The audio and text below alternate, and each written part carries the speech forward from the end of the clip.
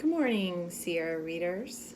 I'm coming to you today from our Thanksgiving break time, and I'm looking out the window of my little office and I'm seeing that there's rain. And there's nothing better to do on a rainy day than to read. So I'm super excited.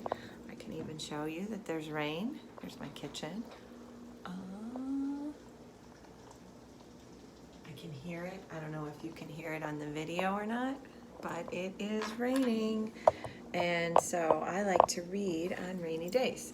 So I'm going to be reading a book today that's actually from the third grade curriculum, and I borrowed it back from one of the teachers. It's from the library, but it went to a teacher, and then I asked for it back to read in the video, and it's called That Book Woman, and it's by Heather Henson, and the pictures are by David Small.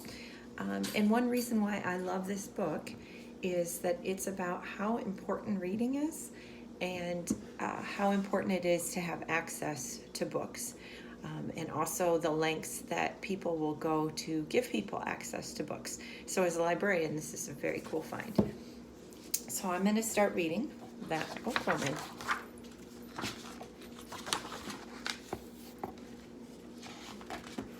That Book Woman.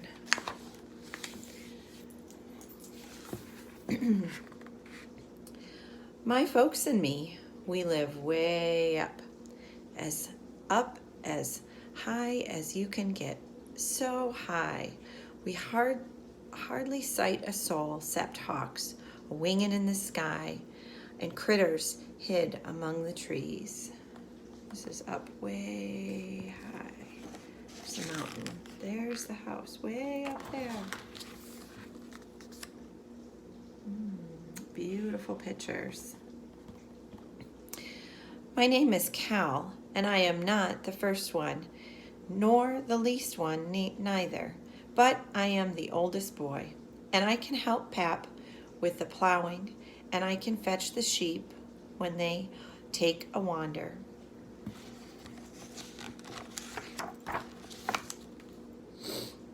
And I can bring the cow home, too, come evening time, which is right handy, seeing as how my sister Lark would keep her nose atwixt the pages of a book, daybreak to dusky dark, if Mama would allow. The readin'est child you ever did see. That's what Pap says. There's the cow. There's Cal. Oh, look at his eyes. And there's the little sister Lark.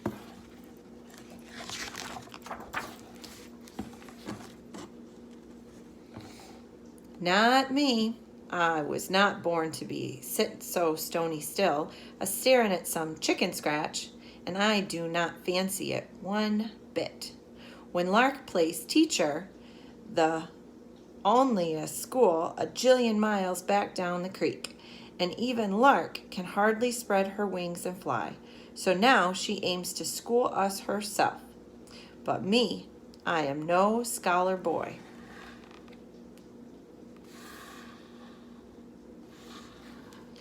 That's why I am the first to hear the clippity-clop and spy the sorrel mare, red as clay. I am the first to know the rider is no man at all, but a lady wearing breeches for all the world to see. Breeches is another word for pants, if you're not familiar with that. And here's a picture.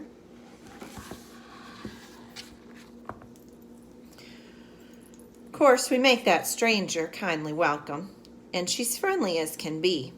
And after sips of sassy tea, she lays her saddlebag upon the table, and what spills out might as well be gold, the way that Lark's eyes shine penny bright. The way her hands, they won't keep still, reaching out to grab a treasure. There's a treasure.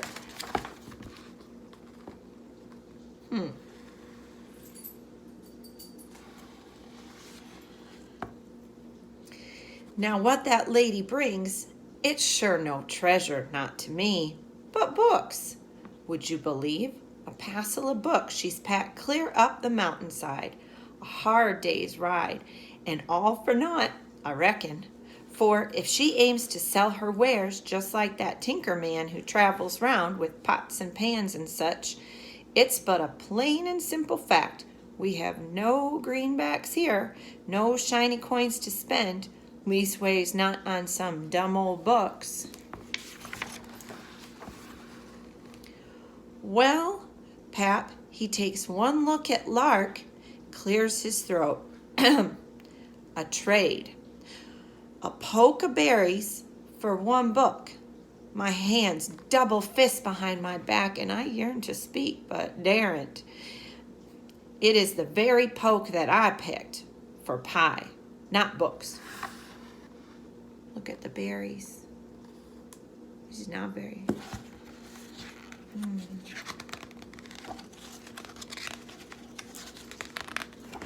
I got 2 pages, and I need just one. There we go. To my surprise, that lady shakes her head real firm. She will not take a poke of berries for nor a mess of greenbacks, not anything. Pap names to trade.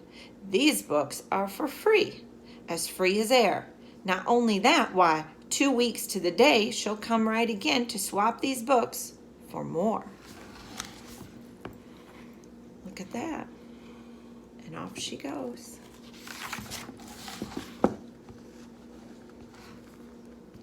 Now me, I do not care a hoot for what that bookwoman has carried round, and it would not bother me at all if she forgot the way back to our door.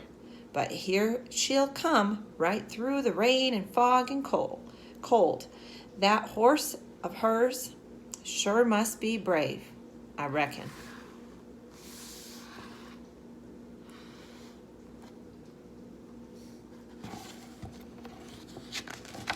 I love these pictures too. But sakes alive, we hear a tap, tap, tap upon the window glass. Oh, did I miss a page? I did miss a page. Holy cow. I hope I didn't miss 2 pages. No, that was it. Comes on a time the world turns white as Grandpa's beard. The wind, it shrieks like bobcats do deep inside the dark of night. So here we sit, tucked round the fire. No thought to howdy-do's this day. Why, even critters of the wild will keep a hid come snow like this.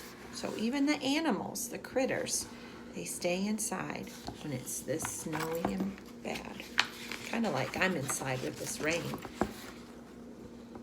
But sakes alive, we hear a tap, tap, tap upon the window glass. There she is, wrapped tip to toe. She makes her trade right through the crack to keep us folks from catching cold. And when Pap bids that she spends the night, she only shakes her head. My horse will see me home, she says.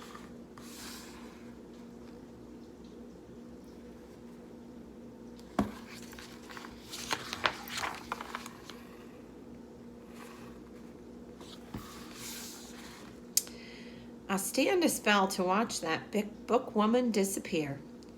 And thoughts, they go a-swirling round inside my head, just like the whirly flakes outside our door. It's not the horse alone that's brave, I reckon, but the rider too. And all at once, I yearn to know what makes that bookwoman risk catching cold, or worse. I pick a book with words and pictures too, and I hold it out. Teach me what it says. And Lark, she does not laugh or even tease, but makes a place, and quiet like, we start to read.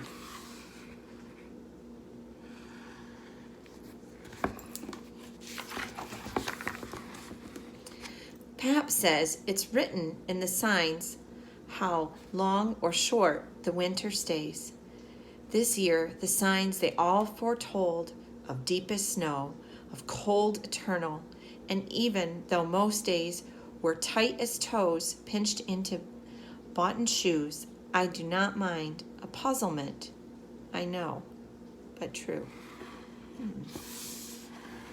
Looks like he's found something to do.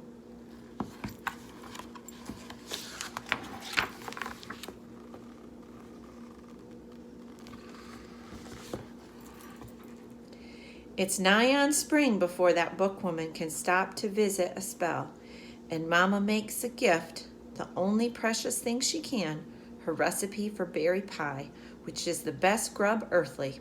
Not much I know for all your trouble, Mama says. And then her voice, it goes low with pride, and for making 2 readers out of 1.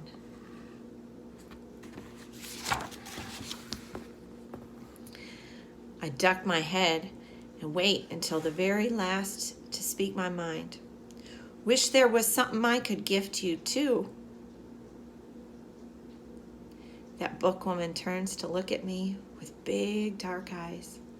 Come here, Cal, she says real gentle, and I come close. Read me something. I open up the book I'm holding, a new one brought this very day.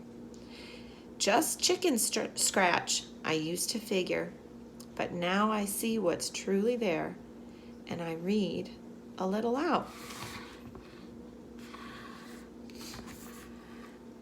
That's gift enough, she says. Smiles so big. It makes me smile right back.